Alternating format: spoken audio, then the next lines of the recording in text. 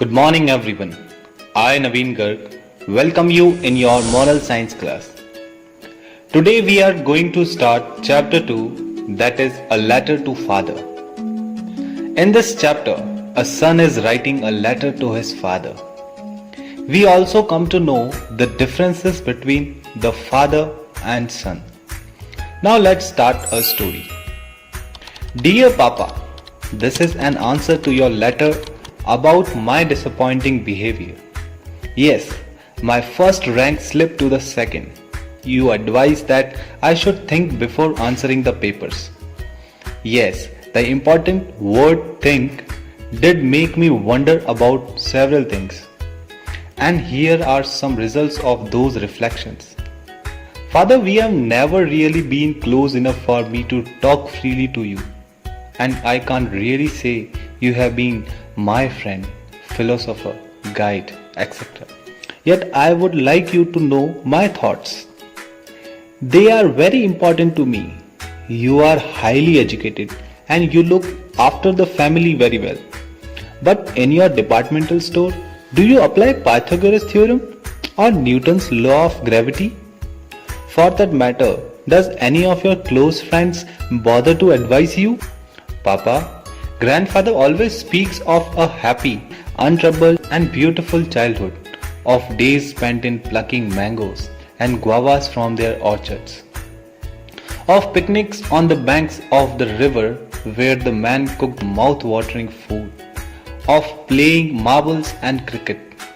From his memories, it seems studies were subjects along with living and memories, experiencing. Father, is he telling lies?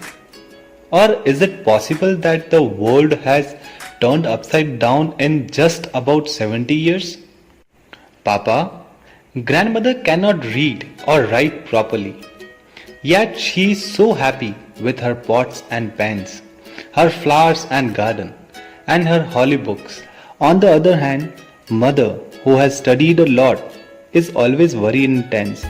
Do you think being able to read and write makes us restless, afraid and dissatisfied? Oh Papa, last week my rose plant almost died. I asked my biology teacher what I should do to save it. She said, go and ask the man who keeps gardening things. He'll tell you. Well, we learn about pesticides, but we do not know how to use them. Really, Papa? It doesn't matter to me why the apple does not fall upwards, nor do I care about what Archimedes did. What matters to me is that my rose plants remain healthy. When the lights go out in my house, I should know what to do something about it. I should know how to repair my things rather than acquiring a degree. Papa, once I asked grandmother how she got to be so wise. Do you know what she said? By living and experiencing. And she laughed as though I had asked her something which was so obvious. Are we actually living, Papa? Or is life just passing by us? What I am frightened about is that if I were to meet Newton's face to face, I would fail to recognize him. I am so busy learning about him. You know, just like that boy, Vinu, in that award-winning film, he continuously repeats, the hibiscus is red, 100 times. But in his book, he colors it yellow. Are we missing out on real life? Still, my dearest Papa, I shall keep your advice in mind and try not to lose any quarterly marks. As always, your ever obedient son, Rahul. What values we learn from the story first is common sense. It is said that common sense is not common.